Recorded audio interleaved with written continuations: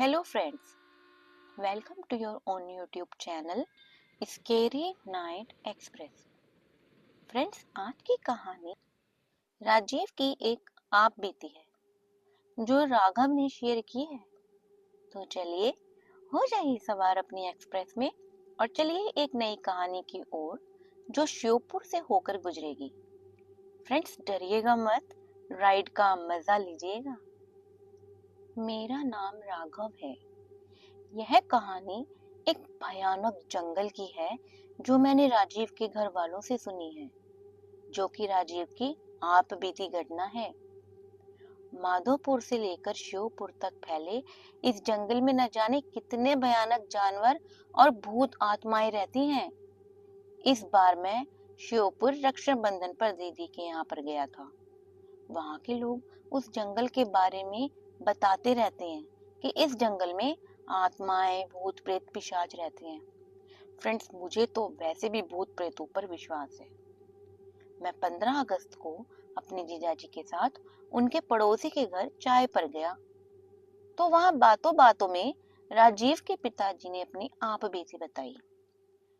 उन्होंने बताया कि कुछ दिनों पहले मेरे बेटे राजीव के साथ कुछ ऐसी घटनाएं घटी हैं कि आपको क्या बताएं। राजीव के पिताजी ने बताया कि एक दिन मेरी तबीयत खराब हो गई थी। तब मैंने राजीव को जंगल से बकरियों के लिए थोड़ा चारा लाने के लिए भेज दिया था। राजीव वैसे तो जंगल कभी कभी जाता था और वो भी मेरे साथ, पर वो हमेशा काम से जी चुराता था।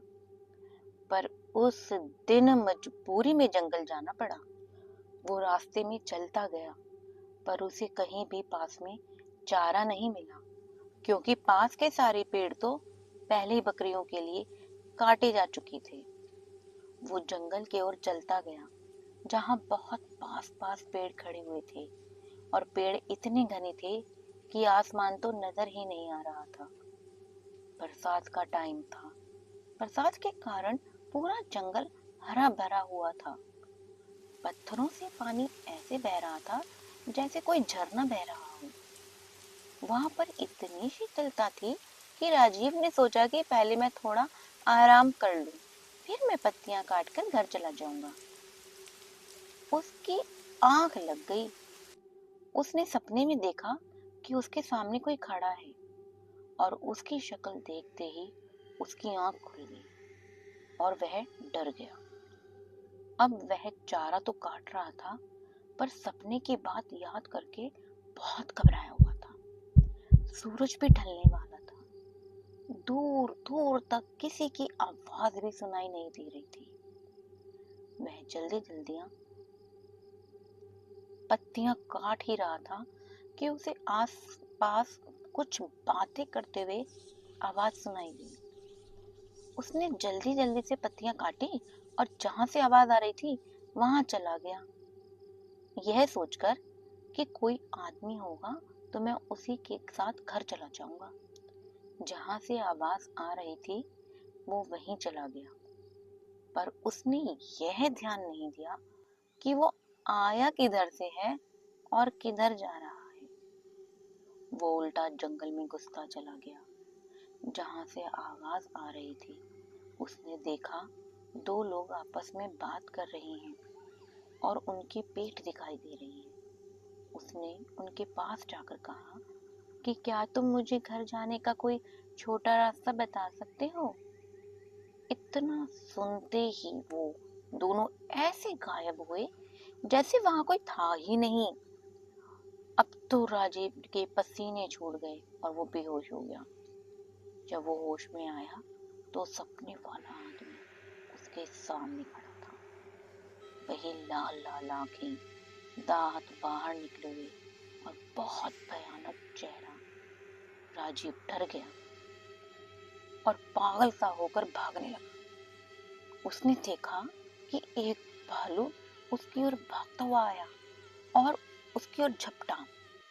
राजीव को लगा कि अब वो नहीं बचेगा। वो एकदम बैठ गया और भालू ऊपर से निकल के नीचे गिरते ही आदमी बन गया।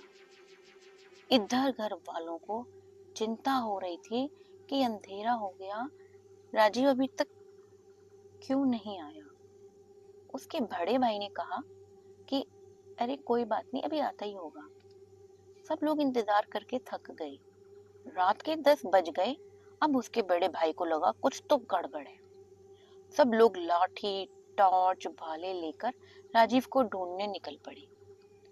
उसका भाई अपाहिज था, वह एक पैर से चलता था, तो उसके पिताजी ने उसे घर पर बैठकर अपनी माँ बहन के पास इंतजार करने को कहा और कहा बेटा कोई खबर मिलेगी तो हम बताएंगे।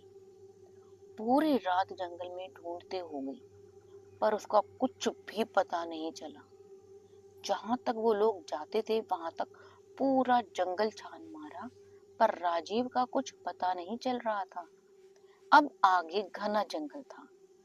सब लोगों ने कहा आगे जंगल में इस वक्त जाना ठीक नहीं है, अभी 4 बजे हैं, सुबह होते ही चलेंगे। सबने वहीं बैठकर सुबह का इंतजार किया। थोड़ी देर में सुबह हो गई और सब लोग घने जंगल के अंदर चल दिए और राजीव को आवाजें लगाने लगे, राजीव राजीव। पर राजीव का भूख प्यास से सुध-बुध खोया बैठा। उसे तो यह भी नहीं पता था कि वो कहाँ पर है। उधर राजीव का भाई कुछ नहीं कर सकने की वजह से इतना व्याकुल हो रहा था कि वो घर के सामने एक नीम के पेड़ के नीचे गड्ढा खोदने लगा और कहने लगा मेरा भाई आएगा, मेरा भाई आएगा। उस पेड़ पर वह रोज दूध चढ़ाते थे और अपने देवता का निवास मानते थे। राजीव के भाई की पुकार सुनकर उनके देवता राजीव को बचाने निकल पड़े। उधर रात हो गई थी और पिशाचों ने राजीव को घेर रखा था। अचानक घोड़े के पैरों की आवाज आई। उधर सब घर चले गए। घर में मातम सा छा गया। किसी ने कहा भगत जी को बुलाओ और पता करो राजीव जिंदा भी है कि नहीं, वह लौट आएगा कि नहीं। एक आदमी भगत को बुलाने गया। उधर राजीव के देवता वहां पर पहुंचे, हाथ में तलवार, घोड़े पर सवार। उनको देखते ही सारे पिशाच भागने लगे। उन्होंने एक एक को पकड़ के मारना शुरू किया। जैसे ही उनकी तलवार पिशाचों की गर्दन पर पड़ती वह मिट्टी में मिल जाते। यह सब राजीव अपनी आंखों से देख रहा था। तब उस घुड़सवार ने कहा बेटा अब तुम चिंता मत करो, मैं आ गया हूँ और सुबह तक कोई तुम्हें लेने आ ही जाएगा। अब तुम बेफिक्र होकर सो जाओ। उनके आने से राजीव का सारा भय भाग गया और वह चैन की नींद सो गया। इधर भगत जी ने ध्यान लगाकर देखा और कहा तुम्हारा लड़का सुरक्षित है, चिंता की कोई बात नहीं है, कल तक आ जाएगा। तुम्हारे देवता पहले ही वहां पहुंच चुके हैं। राजीव का भाई अभी भी वहां बैठकर कहे जा रहा था मेरा भाई आएगा, मेरा भाई जरूर आएगा। सुबह राजीव की आंख खुली तो वहां पर एक आदमी ने उससे पूछा कि तुम कहाँ से आए हो बेटा, मैं तुम्हें तुम्हारे घर छोड़ देता हूँ। और उसने राजीव को अपनी साइकिल पर बैठा के उसके घर पहुंचा दिया। घर वालों को देखकर वो इतना रोया कि कमजोरी से वह बेहोश हो गया। 3 दिन तक भूखा प्यासा जो था और डरा हुआ। फिर उसे अस्पताल में ले गए। वहां 2-3 दिन बाद वो ठीक हो गया। तो फ्रेंड्स, ये थी राजीव की आप बीती जो राघव ने शेयर की। आशा है आपको पसंद आई होगी।